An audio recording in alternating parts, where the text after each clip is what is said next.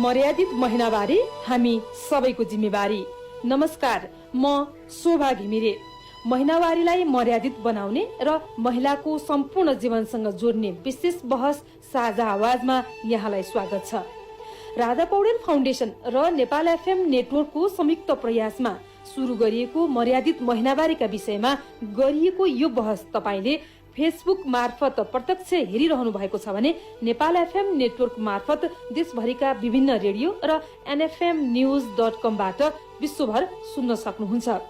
आजको विशेष बहसमा हामी मर्यादित महिनावारी र स्थानीय तहको भूमिका तथा महिला सहभागिता बारे छलफल गर्नेछौँ। छलफलका लागि आज हामीसँग हुनुहुन्छ सर्लाही जिल्लाकी एमाले नेत्री कल्पना कटुवाल। यहाँलाई मर्यादित महिनावारीको विशेष श्रृंखला साझा आवाजमा स्वागत छ। धन्यवाद। महिनावारी प्राकृतिक प्रक्रिया हो, कसैले रोक्न, छेक्न, परिवर्तन गर्न नसक्ने अवस्था हो। संसारका हरेक महिलाले आफ्नो जीवनकालमा, आफ्नो जीवनभरिमा करिब 7 वर्षको अवधि महिनावारीबाट गुजार्नु परेको हुन्छ। जनसंख्याको आधा हिस्सा ओगट्ने महिला महिनावारीका कुरा अझै पनि पर्याप्त मात्रामा खुला रूपमा बहस हुन सकेको छैन। महिनावारीका बेला हुने विभेदले अझै पनि मर्यादित जीवनयापन गर्नबाट महिलाहरू वञ्चित छन्। विभिन्न किसिमका बन्देज लगाउँदा उनीहरूले स्वतन्त्र रूपमा बाँच्न पाउने आफ्नो नैसर्गिक हक पनि हनन हुन गएको छ। महिनावारी विभेद अझै किन कायम छ? अझै पनि महिनावारी विभेद राजधानीमै प्रशस्त छ। भात भान्सा, चुलो चौको, पूजापाठ वर्जित छ। मर्यादित महिनावारीमा स्थानीय सरकार र जनप्रतिनिधिको भूमिका कस्तो रहन्छ? रजस्वला बारेमा अझै पनि खुलेर बहस हुन किन सकिरहेको छैन र यसलाई मर्यादित बनाउन कसको भूमिका कस्तो रहन्छ? यी र यिनै विषयमा आज हामी छलफल गर्छौं। कार्यक्रमलाई अगाडि बढाउने क्रममा यहाँलाई जोड्न चाहे कल्पनाजी। हजुर, मर्यादित महिनावारीलाई यहाँले कसरी बुझ्नु भएको छ र यहाँ आबद्ध दलले यसलाई कसरी हेर्छ? वास्तवमा यहाँले आजको एउटा महत्त्वपूर्ण विषयवस्तु राखेर यहाँले मलाई यो विषयमा बोल्ने मौका दिनुभएकोमा सर्वप्रथम त म नेपाल एफएमलाई धन्यवाद दिन चाहन्छु। र यहाँले जुन प्रश्न राख्नुभयो मर्यादित महिनावारीमा चाहिँ अब हाम्रो एउटा जिम्मेवारी कस्तो हुनुपर्ने, यसलाई हामीले आफ्नो ठाउँबाट कसरी यसको विषयलाई चाहिँ भूमिका कुन किसिमको रहनु पर्ने भनेर प्रश्न राख्नु भएकोमा म यहाँलाई यो प्रश्न राख्नु भएकोमा विशेष धन्यवाद दिँदै म आफ्ना विषयमा अलिकति केही कुरा राख्न चाहन्छु। वास्तवमा मर्यादित महिनावारी भनेर अब यो अहिले यो बहसको विषय बनिरहँदा मलाई लाग्छ महिनावारी एउटा नैसर्गिक, प्राकृतिक, जैविक किसिमबाट एउटा मानिसको एउटा उदय सँगसँगै महिलाहरूमा एउटा प्राकृतिक रूपमा जुन किसिमको संरचना, बनावट, शारीरिक जुन एउटा बनेको छ त्यो एउटा जन्मकालदेखि नै एउटा आदिम काल किन नहोस्, त्यो वैदिक काल किन नहोस्, त्यो समयदेखि नै एउटा महिलाहरूमा एउटा छुट्टै महत्त्वपूर्ण विषय मानौ या त आजको यहाँको प्रश्नलाई जोड्दाखेरि यो एउटा महिलाको लागि चाहिँ एउटा विवेकपूर्ण अवस्था भनेर जुन किसिमको हाम्रो एउटा सोचाइ र मानसिकताले विकास गरेको छ त्यो कुरालाई चाहिँ म के भन्छु भने यो हाम्रो जीवनको यो विकास सँगसँगै, मानव विकास सँगसँगै एउटा महिलालाई एउटा विशेष खालको विशेष अधिकार जस्तै एउटा विशेष रूपमा चाहिँ यो तयार गरिएको नेचर प्राकृतिकले पनि जुन यो बनाइएको संरचना छ त्यो हामीले विशेष महत्त्वपूर्ण विषयको रूपमा लिनुको सट्टा एउटा यो जुन एउटा भौतिक रूपमा यसको जुन देखा परिने लक्षणहरू जुन भए वा आदिम कालमा जुन किसिमको मानव सभ्यताको विकास हुने क्रममा जुन मानव चाहिँ एउटा सर्वङ्ग हिसाबबाट अगाडि बढ्ने क्रममा देखिएको जुन एउटा त्यो रूप हो, त्यो रूपलाई त्यतिखेरको मानव सभ्यताले चाहिँ त्यसलाई एउटा भित्रबाट निक्लिएको विकार र एउटा विषादी वा एउटा चाहिँ अपवित्र वस्तुको रूपमा जुन किसिमले एउटा आफ्नो ठम्याइको साथ यसलाई हेर्ने दृष्टिकोणमा फरक हुँदै र मानव सभ्यता सँगसँगै महिलालाई हेर्ने दृष्टिकोण र महिलाबाट त्यो जुन किसिमको एउटा विशेष किसिमको एउटा बाहिर निस्किने जुन प्रत्येक अङ्ग प्रत्यङ्गबाट जुन निस्किएको जुन एउटा वस्तु हो त्यो वस्तुलाई चाहिँ मानवले चाहिँ वास्तवमा यो एउटा चाहिँ विकार हो, यो खराब हो, यो महिलामा चाहिँ एउटा अनिष्ट खालको एउटा निक्लिएको वस्तु हो भन्ने किसिमले महिलालाई हेर्ने दृष्टिकोणमा एउटा वास्तवमा हिजोको दिनदेखि नै त्यो किसिमले हेर्दै आएको चाहिँ हो। तथापि पनि अब हामीले चाहिँ यसलाई मर्यादित महिनावारी रूपमा यसलाई हेरिनुपर्छ भन्ने कुरोमा जुन एउटा बहस चलिरहँदा म के भन्न चाहन्छु भने वास्तवमा यो एउटा जीवनसँग जोडिएको महिलाको जीवनमा यो एउटा महत्त्वपूर्ण विषय जस्तै चाहिँ जीवनलाई चाहिँ एउटा संसारको सृष्टिसँग जोडिएको छ। जुन एउटा महिलाले यो विषयसँग जोडिएर नै यो संसारमा सारा मानव जातिको एउटा विकास अगाडि बढिरहेको बेला यो विषयलाई चाहिँ महत्त्वपूर्ण जैविक रूपमा यसको एउटा ज्ञान को अभावले भनौँ त्यतिखेर त्यसलाई हेर्ने दृष्टिकोणमा जेसुकै फरक आए पनि आजको दिनमा हामीले यसलाई एउटा मर्यादित रूपमा लिएर जानुपर्छ भन्ने किसिमको बहस चलिरहँदा मेरो यो बहसमा मेरो पनि पूर्ण सहमत र यसलाई यो अभियानको रूपमा अगाडि बढाउनु पर्छ भन्ने कुरोमा तपाईहरुको साथमा मेरो पनि यो सहमति रहन्छ। त जहाँसम्म मर्यादित महिनावारीको सवालमा म के भन्न चाहन्छु भने जुन एउटा शरीरबाट निस्किने एउटा जुन अङ्गबाट जुन एउटा अङ्ग प्रत्यङ्गबाट एउटा यौनाङ्गबाट निस्किएको जुन वस्तु हो जसले एउटा शरीरको परिपक्वतालाई प्रष्ट पार्दै एउटा भोलिको दिनमा नयाँ जीवन दिनको लागि शरीरलाई चाहिने आवश्यक अण्ड कोषहरूबाट निस्किएका ती अण्डहरू जुन बाहिर निस्किने क्रम हो जसले जीवनमा यौन अवस्था तयार हुँदै जाँदा जब एक महिला र पुरुषको सम्बन्ध कायम हुँदै जाँदा एउटा नयाँ जीवन बनाउनको लागि चाहिँ जुन वस्तुहरूको आवश्यकता पर्छ त्यो महिलाको चाहिँ देखिएर भौतिक रूपमा देखिएको अवस्था छ भने पुरुषहरूमा अप्रत्यक्ष रूपमा उहाँहरूको पनि त्यो डिम्बाशयहरूबाट बन्ने कुरोमा अण्डकोषको रूपमा उहाँहरूको अगाडि विकास हुन्छ भने महिलाहरूको एउटा बाहिर विस्फोटको रूपमा अगाडि आएर देखिएको कारणले गर्दा महिलालाई हिजोको दिनमा हेर्ने दृष्टिकोण वास्तवमा यो एउटा खराब चिज हो, अपवित्र चिज हो। यसले चाहिँ वास्तवमा समाजका हरेक राम्रा शुभ कार्यलाई चाहिँ यसले असर पारेको छ भनेर जुन दृष्टिकोण एउटा संस्कृतिको रूपमा विकास हुँदै गयो हाम्रो मानव सभ्यताको इतिहासदेखि लिएर आजसम्म त्यो कुरालाई हेर्ने दृष्टिकोणहरू जुन विकास भयो गाडिएर गयो जसलाई हामीले एउटा त्यसलाई परिवर्तन गर्नको लागि चाहिँ वास्तवमा हामीले एउटा नयाँ कदमहरू चाल्नुपर्ने आजको आवश्यकता छ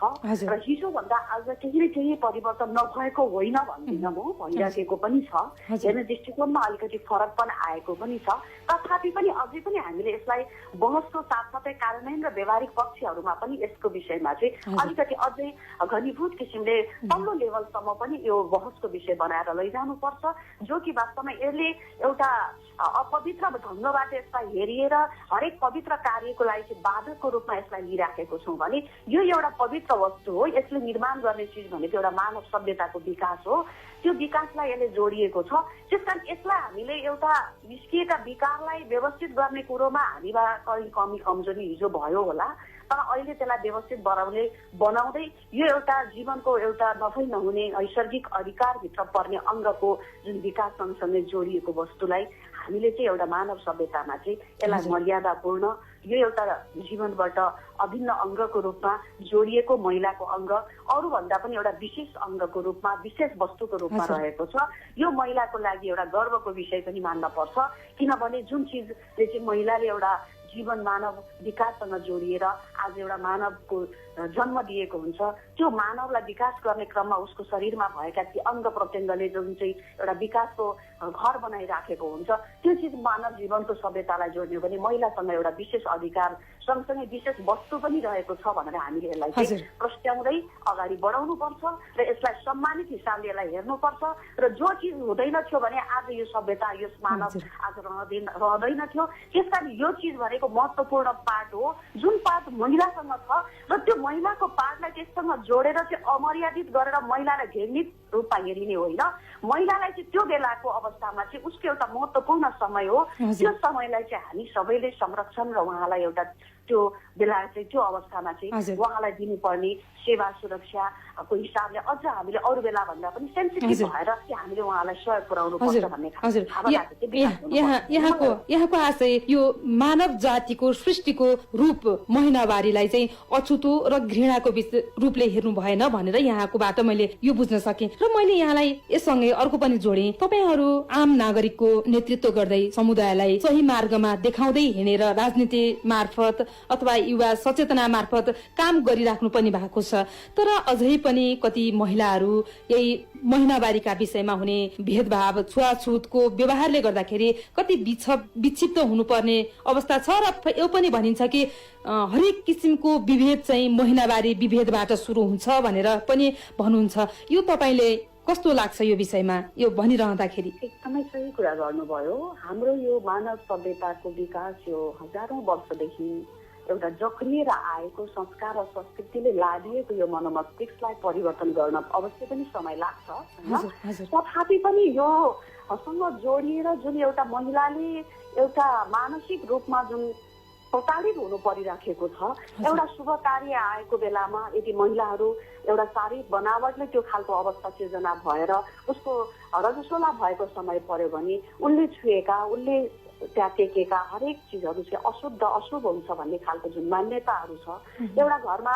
वैदिक कार्यदेखि लिएर एउटा भनौँ न पितृ कार्यदेखि लिएर एउटा शुभ कार्य पूजा कार्यदेखि लिएर हरेक कार्य गर्दाखेरि चाहिँ यो यस्ता महिलाहरू चाहिँ त्यो अशुभको सङ्केत हो भनेर जुन उसलाई टाढापन बनाइन्छ, जसले गर्दाखेरि महिलाहरूको मनोमस्तिष्कमा त्यो कुराले चोट पुगिराखेको हुन्छ। हेर्दाखेरि नदेखिए तापनि उसको भावनामा कता कता त्यसले कतै न कतै असर पारेको हुन्छ। त्यसकारण म चाहिँ यसलाई के भन्छु भने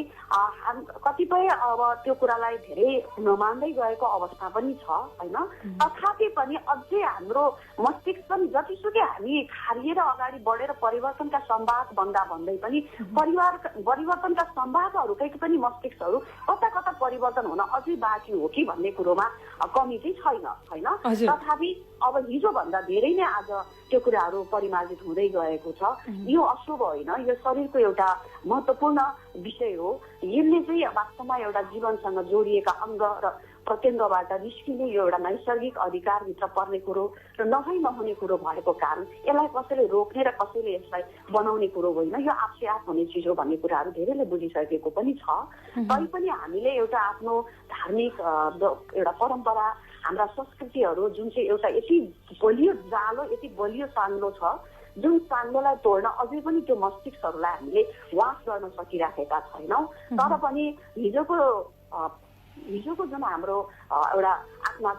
पितृहरू, आफ्ना अग्रजहरू हुनुहुन्थ्यो, उहाँहरूको मस्तिष्कहरूमा त्यो जति थियो त्यो आज मलाई लाग्छ आजका पिँढीहरूमा चाहिँ केही न केही परिमार्जित हुँदै गएको छ। त्यसकारण अहिले यो किसिमको भावनाले महिलाहरूमा यो भनौँ न बिचको भागहरू त नभनौँ, म भन्छु सुदूरपश्चिमका ठाउँहरूमा कति पीडाहरू भोग्नु परेको छ। महिनावारी भएका छोरीहरूले एउटा गोठमा गएर जसरी बस्नु परेको छ, एउटा उसलाई त्यतिखेर सुरक्षा र संरक्षण चाहिने बेलामा जुन एउटा बाहिर ठाउँमा बसेर असुरक्षित ठाउँहरूमा बस्नु परिरहेको छाउपडी विश्वास कथाहरूले हामीलाई झकेरिराखेको छ। त्यो कुराहरू हट्नुपर्छ भनेर अभियानहरू अगाडि नबढेका पनि होइनन्, नचलेका पनि होइनन्, बढिरहेको छ। तर पनि अभियन्ता भन्दा पनि यो कुरालाई चाहिँ अङ्गीकार गरेर त्यो कुरोमा चाहिँ विश्वास गर्ने सङ्ख्या चाहिँ अझै पनि बढी नै भएको कारणले पूर्ण रूपमा हामीले यसलाई न्यूनीकरण गर्न सकिरहेको छैनौँ भन्ने कुरामा हामी पनि त्यो कुरालाई विश्वास गर्छौँ। तथापि पनि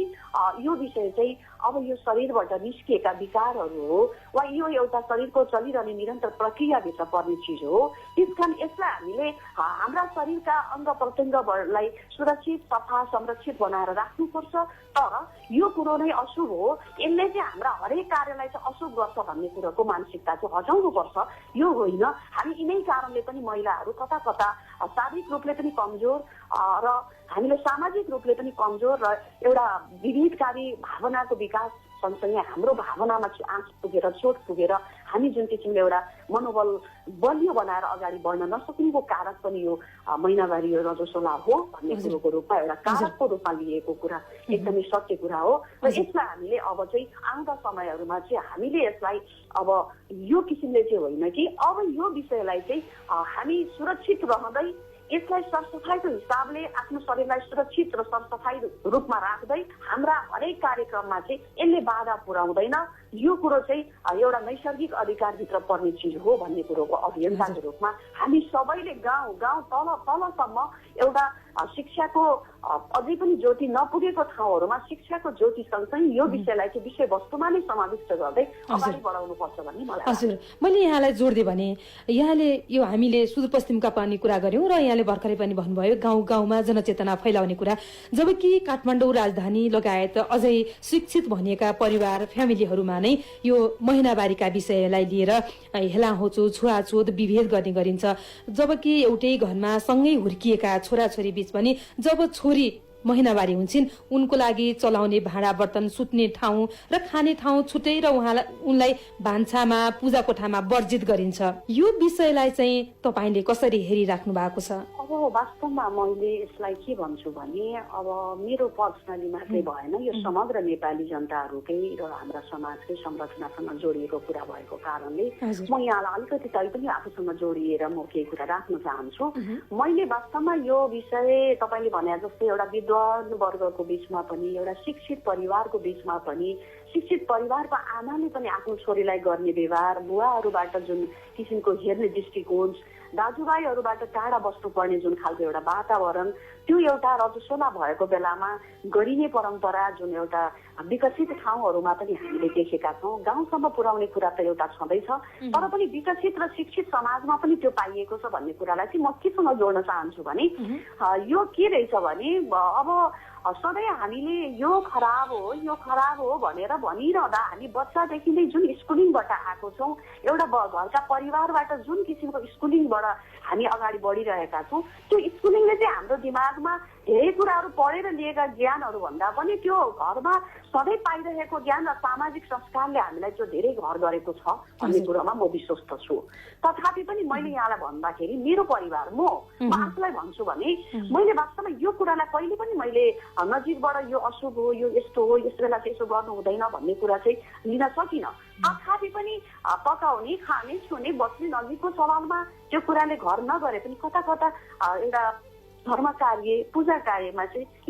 योले गर्नु हुँदैन है भन्ने मानसिकताले कता कता मेरो पनि दिमागमा घर गरेको जस्तो मलाई पनि लाग्छ कहिलेकाहीँ। तर यसको विषयमा म आफै पनि के भन्छु भने यो जस्तो संस्कारले हामीलाई संस्कारित गरेर जहाँसम्म पुर्याएको छ, यो संस्कारलाई हामीले बिस्तारै यो विषय चाहिँ गलत हो भन्ने कुरोले हामीले त्यसलाई निस्तेज गर्नको लागि पनि त्यतिकै समय लाग्छ होला। त्यसैले पनि होला अब अहिले हामी यो विषयलाई हिजोभन्दा अलिकति परिमार्जित छ। हिजो जस्तो भाडा कुरा सबै बाहिर राखेर त्यो अलग्गै उसको भाडा छुटिरहनु पर्ने, ऊ अलग्गै बसेर आफ्नो थाल सार्नु पर्ने, खाएर अलग्गै रहनु पर्ने भन्ने जुन छ त्यो आज हिजोभन्दा केही न केही त्यो चाहे शहरी वातावरणमा किन नहोस् या गाउँकै सवालमा पनि अलिकति घट्दै त गएको छ होइन। पूर्ण रूपमा त्यसको निरूपण भइसकेको अवस्था त छैन, तर पनि हिजोभन्दा आज मलाई जहाँसम्म लाग्छ धेरै कम भइराखेको छ। र यो कुरो चाहिँ हाम्रो एउटा जीवनको अङ्गसँग जोडिएको र यो नभई प्राकृतिक रूपमा नै यो चाहेर होइन, यो प्राकृतिक रूपमा हामीले पाएको एउटा एक्स्ट्रा चिज पनि हो भनेर आज छोरीहरूले गर्व गर्नुपर्छ भनेर पनि हामी भन्छौँ। र यो नहुन्थ्यो भने आज यो मानव समाजमा पुरुष भनेर आफूलाई पहिलो दर्जा भनेर सम्झिराख्ने जुन एउटा सभ्यताहरूको विकास भएको छ, सायद त्यो सभ्यताको विकास गरेर आज यो ठाउँसम्म कोही पनि व्यक्ति उत्पन्न हुन सक्दैन थियो होला। त्यस कारण हामीले गर्व गर्नुपर्छ। हामी महिलासँग अरू पुरुषहरूमा भन्दा पनि एउटा एक्स्ट्रा अर्डिनरी पावर छ, जुन पावर हामीले चाहिँ यसलाई चाहिँ मिसयुज गरिरहेछौँ, यसलाई चाहिँ हेर्ने दृष्टिकोणमा हामीले गलत किसिमले हेरिरहेछौँ, यसलाई हामीले चाहिँ गर्वको विषय बनाउनु पर्छ, यो गलत विषय बन्नु हुँदैन भन्ने किसिमले चाहिँ हामीले यसलाई बिस्तारै बिस्तारै लैजाँदै जाँदाखेरि मलाई लाग्छ अब भोलिको दिनमा यी कुराहरू आउँदै जान्छन्। अब यो संस्कृति सबैभन्दा ठुलो कानुन हुँदो रहेछ। अझै पनि हाम्रा कानुनहरू भन्दा पनि ठुलो कानुन चाहिँ पारिवारिक सामाजिक संस्कृतिले जसलेको कानुन नै बलियो कानुन जस्तो देखिरहेको अवस्थामा अब यसलाई निश्चित गर्नलाई तपाईँ हामी जस्तै यस्ता कार्यक्रमहरू यहाँले चलाएर एउटा सर्वसाधारण सबैको माझमा पुर्याउने जुन कोसिसहरू गर्नुभएको छ, यो विषयलाई एउटा बहसको विषय बनाएर जुन किसिमले अगाडि बढाइरहनु भएको छ, मलाई लाग्छ यहाँहरूको र हामी अभियन्ता, हामी सामाजिक क्षेत्रमा कार्य गर्ने सबैले यो विषयलाई उठान गर्दै अगाडि हामीले यो विषयलाई चाहिँ महत्त्व दिँदै कुरा अगाडि बढाउने हो भने हामी केही समय पश्चात यो विषयलाई चाहिँ हामी एउटा राम्रो पक्षको रूपमा विकास गरेर लैजान सक्छौँ भन्ने मलाई लाग्छ। हजुर, हामी यतिखेर कार्यक्रम मर्यादित महिनावारी र हामी सबैको जिम्मेवारीका सवालबारे कुरा गरिरहेका छौँ। हामीसँग यतिखेर हुनुहुन्छ हाम्रा अतिथि सर्लाही जिल्लाका एमाले नेत्री कल्पना कटुवाल। हामी उहाँसँग कुराकानी गरिरहेका छौँ। र कल्पनाजी, मैले फेरि पनि यहाँलाई अगाडि जोड्न चाहेँ, सबै खाले विभेद अन्त्यका लागि स्थानीय सरकारको पहल र जनप्रतिनिधिको भूमिका अहम हुन्छ भनेर भनिन्छ। यसमा चाहिँ तपाईँ सहमत हुनुहुन्छ? एकदमै एउटा राज्यले जुन संरचनाको सोच बनायो होइन, जुन किसिमले एउटा सबै खाले हिंसामा पनि विशेष गरेर हिंसामा पर्ने चाहिँ महिलाहरू नै बढी हुन्छ लैङ्गिक हिसाबले भनेर जुन किसिमको एउटा मान्यताको विकास सँगसँगै वास्तवमा एउटा घटेका घटनाले पनि हामीलाई यो अवस्थामा पुर्याएको छ र त्यसैलाई चाहिँ न्यूनीकरण गरेर लैजानुपर्छ भनेर एउटा स्थानीय तहदेखि लिएर एउटा तीन तहका सरकारहरू बनिरहँदा अब यो सरकारमा सबैभन्दा महत्त्वपूर्ण छ स्थानीय तह नै सबैभन्दा महत्त्वपूर्ण विषय हो, जसले परिवर्तनको संवाहक नजिकबाट जनताको समक्ष रहेर हरेक कार्यसँग चाहिँ संलग्न रहने एउटा सरकार भएको कारण सबैभन्दा महत्त्वपूर्ण ठाउँ चाहिँ स्थानीय सरकार नै हो र उहाँले नै यसमा भूमिका खेल्नुपर्छ भन्ने विषयमा दुई मत छैन। तथापि पनि जुन धारणा र जुन एउटा सोचको साथ एउटा राज्यले संरचना तयार गर्यो र त्यो संरचना अनुसार जुन किसिमले किसिमको एउटा हरेक तहहरूमा महिलाहरूलाई ल्याउने कामहरू भयो, चाहे त्यो दलित महिलाको प्रतिनिधि होस् या अन्य महिलाको प्रतिनिधित्व होस् या त उपमेयरका सवालमा न्यायिकका पक्षमा महिलाहरू नै बढी से बढी अन्यायमा पर्ने भएको कारण एउटा न्यायिक तह बन्नुपर्छ जो उपमेयर चाहिँ त्यसको संयोजक रहन्छ भन्ने किसिमले धारणा अगाडि बढिरहँदा मेयर भन्दा उपमेयर नै महिलाहरू नै बढी जसो मेयरको प्रत्याशी भन्दा नि उपमेयर भएर हरेक पार्टीका तहले पनि उपमेयरमा महिलालाई मात्र अगाडि सार्ने मेयरको प्रमुख पक्ष भन्दा पनि उपमेयरमै बढी अगाडि ल्याएकोले गर्दाखेरि बहुसंख्यक अहिले महिलाहरू मेयरभन्दा उपमेयर हुनुहुन्छ, जहाँ चाहिँ न्यायिकको पहुँचको साथ महिलाहरूले हेर्ने ठाउँको तह बनेको छ। तथापि पनि त्यो ठाउँमा कतिपय साथीहरूको अब यो मलाई लाग्छ महिलाहरूलाई हेर्ने दृष्टिकोणमा आफैहरूमा पनि त्यो कता कता त्यो खालको सोचको विकास पूर्ण रूपमा नभइसकेको र त्यो तहमा त्यो खालको संरक्षण तयार त गरियो तर दिने जुन एउटा पैरवीको तयारी जो हुनुपर्ने हो त्यो चाहिँ स्थानीय तहबाट जुन किसिमको संरचनाहरू बनाएर महिलाहरूदेखि लिएर हरेक लैङ्गिक विभेदमा परेका जुनसुकै वर्गलाई पनि त्यो तहसम्म दिनुपर्ने सेवामा चाहिँ त्यो कता कता अझै पनि त्यो खालको व्यवस्थापन चाहिँ व्यावहारिक रूपमा त्यो देख्न पाइएको छैन, जसले गर्दाखेरि जुन प्रत्यक्ष स्थानीय तहमा पाउनुपर्ने एउटा सेवा सुविधा र उहाँहरूले जुन अनुभूति गर्नुपर्ने कुरा हो त्यो कता कता त्यो अनुभूतिको अझै पनि कमी भएको छ। तैपनि हिजोभन्दा आज महिलाहरूलाई एउटा सहज वातावरण बनेको छ। आफ्ना कुराहरू राख्नको लागि एउटा न्यायिक समितिका संयोजक महिलाहरू नै धेरै ठाउँमा भएको कारण आफ्ना कुरा राख्न उहाँहरूलाई नजिकबाट सजिलो भएको छ। तैपनि सोचेको जस्तो परिवर्तन अझै गर्न सकिएको छैन। मलाई लाग्छ अब त्यो ठाउँमा एउटा सक्षम व्यक्ति सक्षम नभइकन त त्यो ठाउँमा पक्कै पुगेन भन्ने लाग्छ होला, तर पनि कतिपय ठाउँहरूमा यो जनताको जीवन लेभल स्तर सोच्ने सोचहरूका साथसाथै अब हरेक ठाउँमा चाहिँ स्थानीय महिलाहरूलाई मात्रै अगाडि बढाउने एउटा आफ्नो पक्ष र आफ्ना मान्छेहरूलाई मात्रै अगाडि बढाउने कारणले गर्दाखेरि पनि कार्यान्वयनका पक्षहरू कता कता फितलो भएको अवस्था छ। त्यस कारण भोलिको दिनमा यो प्र्याक्टिसमा अब सुरुवात हो। अब भोलि यो कुराहरूले हामीलाई अझ यो कुरोको अनुभवको साथ भोलिको दिनमा सुधारेर लैजानलाई हरेक राजनीतिक दललाई एउटा टेवा पुग्छ होला। यो अहिले पहिलो वर्ष भएको पहिलो कार्यकाल भएकोले गर्दा पनि धेरै कुराहरूको कमी कमजोरीहरू भएको छ। तथापि पनि अब हिजोभन्दा आज महिलाहरूलाई विभिन्न ठाउँहरूमा महिलाहरूको स्थानहरू सुरक्षित हुँदै गएको कारणले गर्दा महिलाहरू पनि नेतृत्वमा अगाडि आउने रहेछ, महिलाहरूले पनि अवसरको अवस्था सिर्जना भएको छ भन्ने कुराले गर्दा अन्य बाँकी महिलाहरूले पनि त्यो ठाउँमा जानको लागि हामी पनि अगाडि आउनुपर्छ भन्ने खालको भावनाहरू अलिकति उजागर बन्दै गएको छ। तर पनि जनप्रतिनिधिहरू आफूमा मात्र निहित भएको कारण उहाँहरू जनताप्रति अझै जति जवाबदेहिता रहनुपर्ने हो त्यो कुरोमा कमी भएको कारणले पनि अझ जति गर्न पर्ने हो महिलाहरूलाई जुन किसिमले हामीले समाजलाई अझ सुदृढ बनाएर एउटा अवेरनेस किसिमले लैजानु पर्ने कुरोमा चाहिँ अझै कमी भएको जस्तो छ। तथापि पनि अब अहिलेसम्म जे भएको छ त्यसमा हामीले सन्तोष नै लिनुपर्ने छ र बाँकी समयमा अझ हामीले मेहनत गर्नुपर्छ भन्ने मलाई लाग्छ। हजुर, यो मर्यादित महिनावारी र मर्यादित जीवनका लागि यो महिलाको मात्रै भूमिका नभएर यो पुरुष पनि उत्तिकै जिम्मेवार र सहभागिताको आवश्यकता रहन्छ। यो मर्यादित महिनावारी भनेको बृहत विषय पनि भएको हुनाले यसलाई सानो र साँघुरो दायरामा राखेर मात्र होइन कि यो पुरुष र महिलाको बराबरी हिस्सा हो भनेर हामीले बुझ्नुपर्छ। यहाँको भनाइअनुसार यसरी मैले बुझ्दै यहाँलाई नै जोड्दै मैले अघि भने अहिलेसम्म पनि कति मानिसलाई महिनावारी छुवाछुत गर्नु मानवाधिकार विरोधी कार्य हो भनेर हामीले अथवा हामी जनप्रतिनिधिले बुझाउन सकेका छैनौँ, राजनीतिक दलले बुझाउन सकेको छैन, युवावर्गले बुझाउन सकेको छैन र भलै मिडियाले पनि बुझाउन नसकेको अवस्था छ। यहाँनिर हामी कहाँनिर चुक्यौँ जस्तो यहाँलाई लाग्छ? एकदम सही प्रश्न उठाउनु भयो। मैले अघि नै यसै विषयलाई जोडेर अघि नै पनि भनेको थिएँ, एकछिनलाई हाम्रो परम्परा हो, हाम्रो संस्कृति हो, हाम्रो धर्म हो। मैले सायद यो टच गरेँ भने मलाई पाप लाग्छ भनेर जो वास्तवमा त्योबाट ऊ रजस्वला भएको जो छ उसले पनि त्यो खालको अनुभूति गरिरहेछ भने अरूले पनि मैले कतै पाप त गराइराखेको छुइनँ भनेर जुन एउटा मानसिकताको विकास भएको छ, अब त्यो मानसिकतालाई चाहिँ हामीले उसको मानव अधिकारलाई चाहिँ हनन गरिरहेको छौँ। उसले एउटा स्वतन्त्र रूपमा हिँड्न पाउनु पर्ने, स्वतन्त्र रूपमा खान पाउनु पर्ने, स्वतन्त्र रूपमा छुन पाउनु पर्ने, स्वतन्त्र रूपमा बस्न पाउने अधिकार चाहिँ हामीले वञ्चित गरिरहेका छौँ। यो उसको अधिकार हो भन्ने कुरोमा चाहिँ अब यो विषयलाई चाहिँ स्थानीय सरकार, स्थानीय के अरे राजनीतिक कर्मी, स्थानीय समाजसेवीदेखि लिएर हरेक मिडिया कर्मीदेखि लिएर सबैले यो विषय चाहिँ एउटा ह्युमन राइट्सको रूपमा ह्युमन राइट्सको हो यो भन्ने कुरा चाहिँ हामीले वास्तवमा अब बुझाउनु पर्ने अवस्था छ र हिजो जे बुझाएको थियो त्यो गलत बुझाइरहेछ र हामीले घरमा एउटा एकछिनको लागि त संस्कारलाई अंगीकार गर्दै एउटा पुरुषले महिला परिवारमा परम्परागत रूपमा त्यो बारिराखेको चलाइराखेको चलनले गर्दाखेरि उहाँले आज मेरो श्रीमती महिनावारी भएकी थिइन्, उनले चाहिँ पकाउँदिनन्, आज उसले सुन्नु हुँदैन, मैले गर्नुपर्छ भन्ने कुराले एकातिर कता कता त्यो कुरोले सहज बनाएर पुरुषलाई पनि त्यो कुरोमा चाहिँ सक्षमता प्रदान गर्नको लागि एउटा अवसरको रूपमा अगाडि बढाइरहेको छ भनेर पनि म त्यसलाई हेर्छु। र महिलाले अब एक दिन 2-4 दिन भए पनि सधैँ मैले नै गरिरहनु पर्ने भन्ने कुरो होइन, त्यसको कुरोमा चाहिँ अगाडिलाई पालो दिनको लागि पुरुषहरू पनि सक्षम हुनुपर्छ भन्ने खालको एकातिर त्यो पाटो छ भने, तर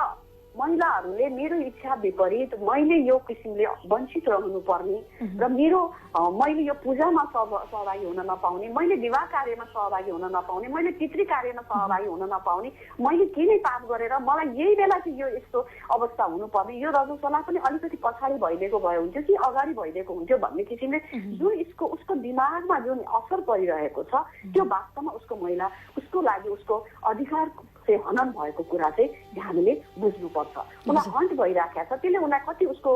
सोचन शक्तिमा कति हरास आइराखेको हुन सक्छ। त्यसकारण यो होइन, यो कुरो चाहिँ गलत हो, यो गरिनु हुँदैन। यदि यो गरिएको खण्डमा यदि उसले यो कुरो चाहिँ कानुनी रूपमा यसको कुनै ठाउँ निकायमा जाने हो भने यसबाट दण्डित हुनुपर्छ भन्ने खालको एउटा कानुनी हिसाबले पनि लिखित हिसाबले पनि यो कुरालाई अगाडि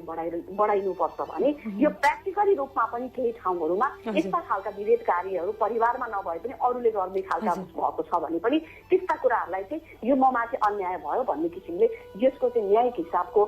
यसले चाहिँ न्याय पाउने ठाउँहरू बन्न पुगेको खण्डमा, यसको चाहिँ उदाहरणहरू अगाडि बढ्न गएको खण्डमा यो गर्नु हुँदैन भन्ने खालको कुराहरू चाहिँ अगाडि बढ्दै जनचेतनाको लेभलमा पनि त्यो कुराले चाहिँ अलिकति चेतनाको स्तरलाई चाहिँ बढाउँदै लैजान्छ र भोलिको दिनमा गर्ने कुराहरूमा पनि कमी हुँदै जानेछ। र हामीले जुन किसिमको अहिले समाजको संरचना छ त्यो समाजको संरचनालाई अब ड्रास्टिक रूपमा हामीले चेन्ज गर्दै यो चाहिँ खराब चिज हो है, यो चाहिँ मानव अधिकारको लागि चाहिँ हननको विषय हो है, यसले चाहिँ उसको एउटा बाँच्न पाउने, उसले एउटा स्वतन्त्र रूपमा अगाडि गर्न पाउने कुराहरूलाई चाहिँ यसले वञ्चित गराइरहेको छ। त्यसकारण यसको पनि कानुन छ, यो हामीले गर्नु भनेको वास्तवमा गलत हो भन्ने किसिमले हामीले समाजमा एउटा अभियान, एउटा किसिम रचनात्मक कार्यहरू अगाडि बढाउँदै हामीले एउटा तल नयाँ जेनेरेसनबाट पुराना जेनेरेसनको मस्तिष्कहरूलाई पनि बिस्तारै परिवर्तन गराउँदै लैजानु पर्ने हाम्रो एउटा अभियानको रूपमा अगाडि बढाउन जरुरी छ। त्यसकारण अब यसलाई हामीले रेडियोबाट मात्र होइन, अब यहाँहरूको यो कुराहरू चाहिँ एउटा वास्तवमा भौतिक रूपमा नै उपस्थिति देखाएर हरेक ठाउँमा यो कार्यक्रमहरू अगाडि बढ्दै विद्यालयमा पनि यो विषयवस्तुलाई चाहिँ रजस्वलाको पाठ आइसकेपछि छोरीहरू पढ्नलाई लजाउने, छात्र र छात्राको बिचमा बसेर यो कुरा सुन्न लजाउने जुन किसिमको एउटा हिजो थियो अझै पनि त्यो कुराहरू छ। यो कुरा चाहिँ एउटा एकदमै खुल्ला हिसाबले नै सुन्न सक्ने र यो कुराको विषयमा आपसमा पनि चलाएर यो विषयहरू चाहिँ सानै क्लासदेखि नै यो बहस बन्दै गएको खण्डमा मलाई लाग्छ भोलिको दिनमा यो कुराहरू चाहिँ घटेर जान्छ। मैले यहाँको कुरालाई अझै अगाडि बढाउँदै भने यो यहाँले भनिराख्नु भयो जति स्कुल लेभलमा, विद्यालय लेभलमा साना छात्रालाई पनि यो विषयमा शिक्षित गराइनुपर्छ। जबकि मैले यहाँको कुरालाई जोड्दै भने यो हरेक घरमा छलफल हुनुपर्ने विषय हो। घर परिवारभित्र आजको दिनमा पनि खुलेर बोल्न सकिराखेको छैन यो महिनावारीका विषयमा। महिनावारी प्राकृतिक कुरा हो, यो अपवित्र होइन, यसैको विषयलाई लिएर कसैलाई पनि भेदभाव गर्न पाइँदैन। महिनावारी हुँदाखेरि पूजा कोठामा जान पाइँदैन, भात भान्सामा छुन पाइँदैन भन्नु यो कानुन विपरीत छ भनेर हामीले हाम्रा नयाँ हुर्किँदै गरेका नयाँ सन्ततिहरूलाई सिकाइनु पर्ने बेलामा अझै हामी काठमाडौँमै देख्न सक्छौँ र सहरी इलाकामै देख्न सक्छौँ। धनाढ्य अथवा शिक्षित वर्गमै यहाँले अघि भने जस्तै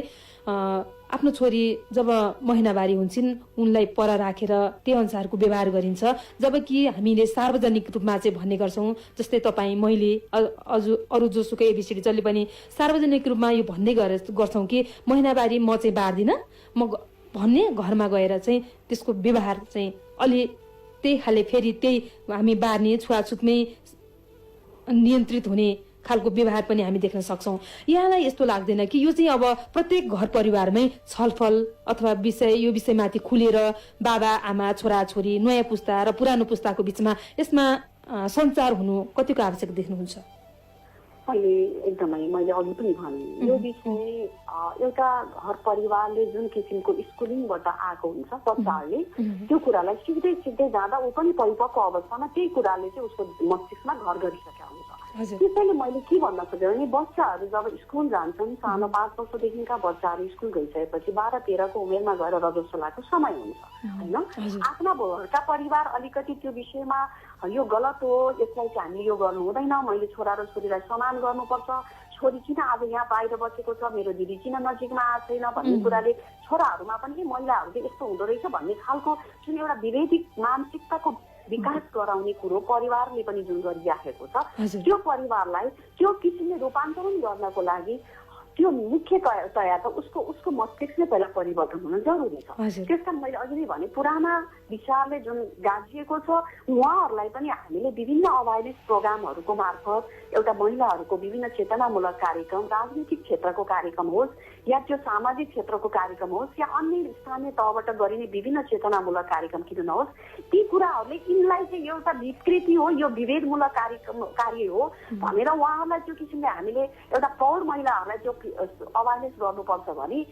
विद्यालय लेभलका बच्चाहरूलाई चाहिँ भोलि आमा बुवाले भने पनि यो चाहिँ रङ हो, हजुरहरूले जे गर्नुभयो त्यो रङ गर्नुभयो वास्तवमा यो भनेर उहाँ बच्चाहरूले पनि आफ्ना अभिभावकलाई पनि त्यो कुरोले कन्भिन्स गर्न सक्ने पावर विकास गर्नको लागि हामीले हरेक तवरबाट त्यो एउटा शिक्षाको लेभलबाट हुन्छ, यो औपचारिक शिक्षा होस् अनौपचारिक शिक्षा होस्, त्यो चाहे हामी एउटा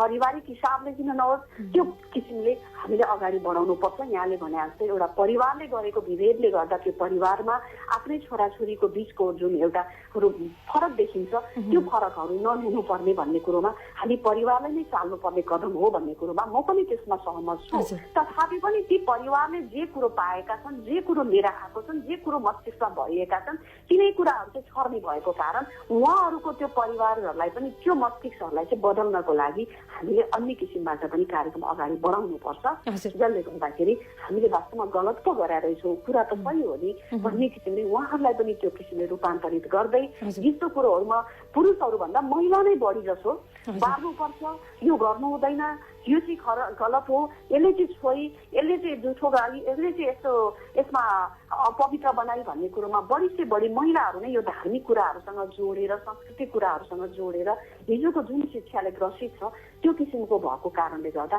सबैभन्दा पहिला त अब आमाहरूबाट नै सुरु हुन जरुरी छ हैन। हामी आफ्नै परिवारबाट नै सुरु गर्नुपर्छ। हामीले आमाहरूले नै यो चाहिँ होइन, यो चाहिँ यस्तो होइन, तिमी बरु सफा बस,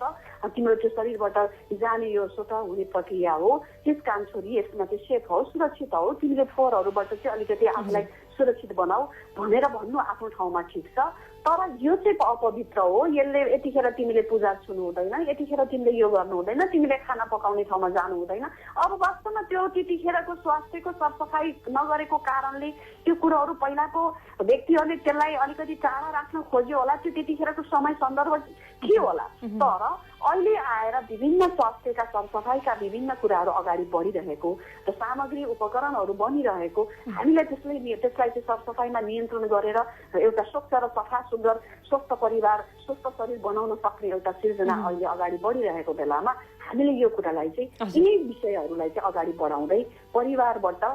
एउटा समाजबाट र विद्यालयदेखि लिएर हरेक औपचारिक अनौपचारिक शिक्षाहरूको मार्फतबाट हामीले यो कुरालाई चाहिँ व्यापक बहस र व्यापक रूपमा यसलाई अगाडि बढाएको खण्डमा चाहिँ यहाँले लिएको उद्देश्य हाम्रो समाजमा जुन किसिमको लैङ्गिक विभेद छ, जुन छोरीहरूमाथि भइरहेको विभेदहरू छ, छोरी शारीरिक रूपमा यिनै कुराले पनि कमजोर बनिरहेको छ, छोरीले गर्भधारण गरिनेछ, छोरीहरू बाहिर हिँड्दाखेरि कसैले केही यदि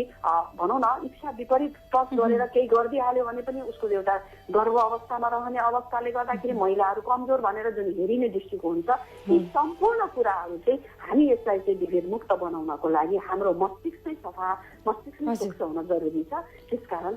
यहाँको भनाइसँग म पनि सहमत छु। तर पनि हामीले अभियान एउटा क्षेत्रबाट मात्रै चलाएर यसको परिवर्तन सम्भव छैन। हामीले हरेक सम्वादहरूलाई चाहिँ प्रयोग गरेर अगाडि बढेको खण्डमा हामीले सोचेको जस्तो समाज निर्माण गर्न सक्छौँ होला। हजुर, हामी कार्यक्रमको लगभग अन्तिमतिर पनि छौँ र यहाँले हामी अहिले कार्यक्रम मर्यादित महिनावारीका विषयमा सर्लाहीका नेता एमाले नेत्री कल्पना कटुवालसँग कुराकानी गरिरहेका छौँ। यहाँले भनिराख्दाखेरि हाम्रो दिमाग नै परिवर्तन गर्नुपर्छ, हाम्रो परिवारबाटै परिवर्तन भयो भने मात्रै हाम्रो यो जुन चल्दै आएको विभेद युक्त समाज चाहिँ विभेद मुक्त बनाउन सकिन्छ। यसलाई चाहिँ मानसिक रूपमा भत्काउन, दिमागको गोठ मानसिक रूपमा भत्काउन सक्यो भने मात्रै यसबाट हामी यसलाई जितेर अगाडि बढ्न सक्छौँ। र हामी सधैँ पनि जहिले पनि महिला र महिनावारीका विषयलाई लिएर अड्किराखेका छौँ। यो विषयले हाम्रा कतिपय महिला सशक्तिकरणका विकासका कार्यक्रमहरू नै पछि परेको छ भनेर पनि हामीले अनुभूत गर्न सक्छौँ। यहाँलाई चाहिँ त्यस्तो लाग्छ कि लाग्दैन? वास्तवमा यसले असर नपरेको होइन हामी पनि एउटा मानसिक रूपमा के प्रिपेयर छौँ भने मेरो महिनावारी आउनुभन्दा अगाडि नै सशङ्कित, कुनै कार्य गर्नुपर्ने छ भने पनि मेरो महिनावारी आउने बेला भइसक्यो, मलाई यसले अप्ठ्यारो पार्छ भन्ने मानसिकताको विकास हामीमा भइसकेको अवस्था छ। त्यस कारण यसले अप्रत्यक्ष प्रत्यक्ष रूपमा कहीँ न कहीँ हाम्रा विकासका हरेक कुराहरूमा त्यो त्यसले असर नपरेको होइन, परेको छ होइन। तथापि पनि अब हामीले के सोच्नु पर्यो भने अब यो एउटा सम्मानित हिसाबले महिलाहरू सम्मानित जीवन जिउनुपर्छ। मर्यादित महिनावारीलाई चाहिँ एउटा मर्यादित हिसाबले यसलाई सम्मानजनक किसिमबाट चाहिँ यसको यथोचित व्यवस्थापन हुनुपर्छ। महिनावारी भनेको अभिशाप होइन, महिनावारी भनेको चाहिँ यो फोहोरको डिङ्गुर होइन, महिनावारी भनेको चाहिँ यो अशुभ होइन भन्ने कुरालाई चाहिँ हामीले हटाउँदै एउटा सम्मानित मर्यादित महिनावारीको रूपमा अगाडि बढाउनको लागि अब हामी कहिलेकाहीँ शारीरिक बनावट, कहिलेकाहीँ महिनावारीको बेलामा महिलालाई हुने समस्या, जुन किसिमको एउटा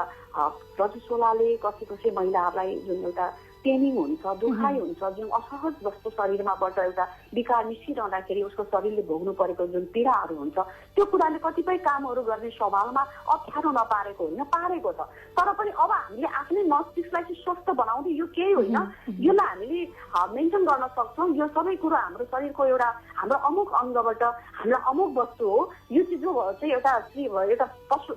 भनौँ न एउटा सबैमा हुने कुरा हो। तर पनि एउटा महिला पुरुषभन्दा एउटा अभिन्न ढङ्गबाट महिलाहरूको चाहिँ एउटा पार्ट बढी भएको कारणले हामीले गर्व गर्नुपर्छ। यो कुरालाई हाम्रो गर्वको विषय बनाउनुपर्छ। यो हाम्रो लागि अभिशाप हो, गाह्रो हो, यसैले गर्दा हामीलाई अगाडि बढ्न गाह्रो भइरहेछ। महिनावारी भएको छु भनेर भन्न पनि लाज हुने, अरूको अगाडि सुनाउन पनि लाज हुने, अरूले देख्दा पनि शरम हुने भन्ने खालका यी कुराहरू चाहिँ होइन। यो एउटा हाम्रो जीवनको लागि चाहिँ अपरिहार्य चिज हो, एउटा प्राकृतिक नेचरले चिज हुने भएकोले गर्दा बायोलोजिकली हिसाबले पनि हाम्रो शरीरमा यो एउटा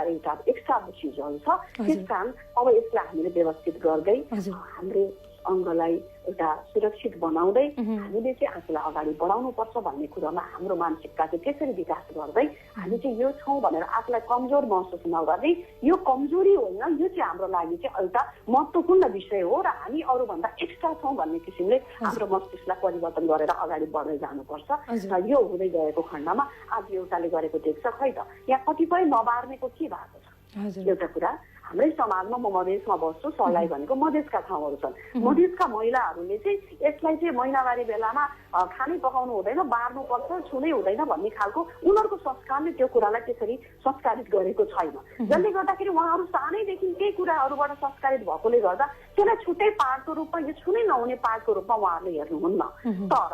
यही कुरो पहाडी समुदायमा चाहिँ यो कुराले धेरै नै जक्रिएको घर गरेको छ कि यो बेला चाहिँ छुन पनि नहुने, गर्न पनि नहुने, यसरी टाढा बसिनुपर्ने भन्ने कुराले गर्दाखेरि त्यो के हो त भन्दा आखिर त्यही समाजमा चाहिँ एउटा धर्मसँग जोडिएको छ, एउटा चाहिँ एउटा के हो भने यो प्राकृतिक रूपमा भएको हो भन्ने कुरालाई उहाँले त्यो धर्मसँग नजोडेर त्यो हाम्रो जीवनमा चलिरहने निरन्तर चिजहरू हो भनेर नदिएको पनि समाजहरू छन्। तर खै त उहाँहरूलाई पाप लागेर के नै हुने, हाम्रो चाहिँ पञ्चमीमा 360 दिनको व्रतबन्ध लगाएर पखालेर धुई पखाली गरेर सबै कुरोबाट चाहिँ हामी पापमुक्त हुनुपर्ने भन्ने जुन एउटा संस्कार छ, यी संस्कारहरूले हामीले अप्ठ्यारोमा पारेका हुन्। त्यस कारण यी संस्कारहरूका पनि राम्रा पक्षलाई दिँदै नराम्रा पक्षलाई हामीले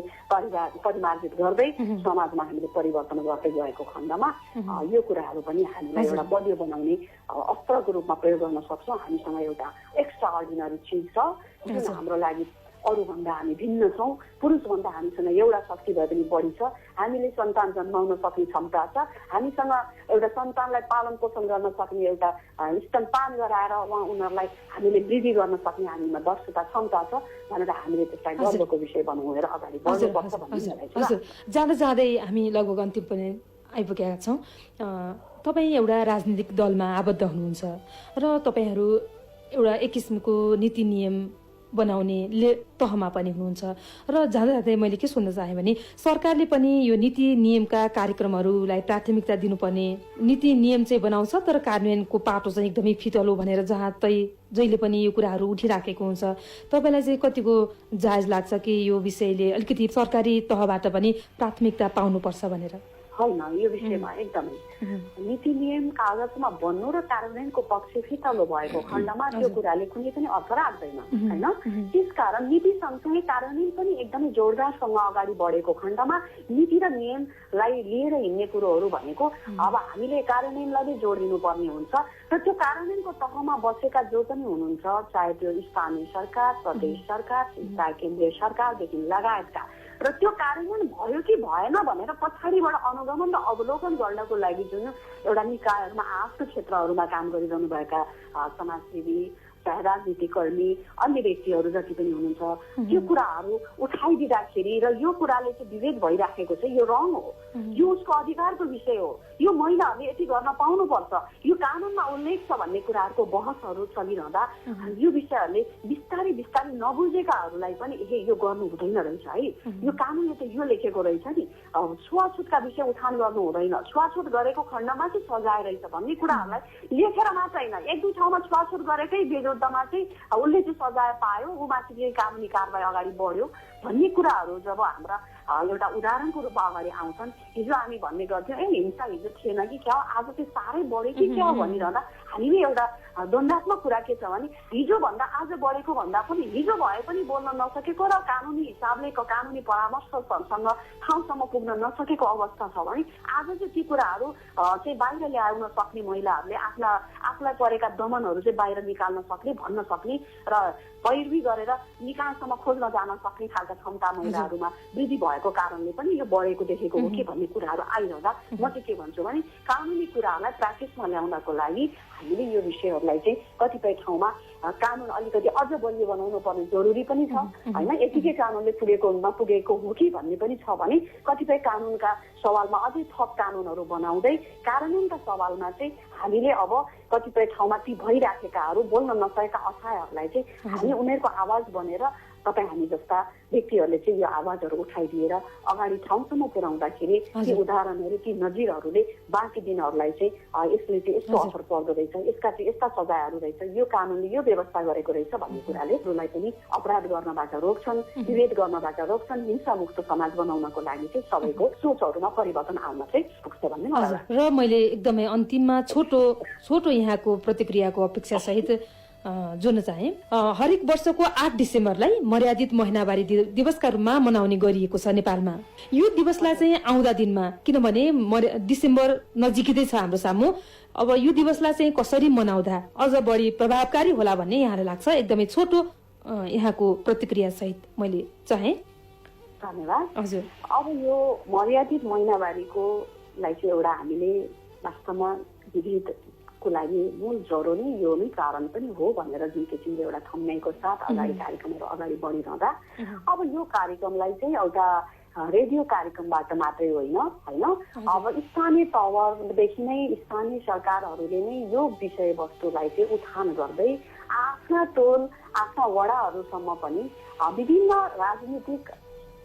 कर्मीदेखि लिएर सबैसँग सबै सङ्घ संस्थाहरूसँग समन्वय गर्दै हाम्रा त्यहाँका अगुवा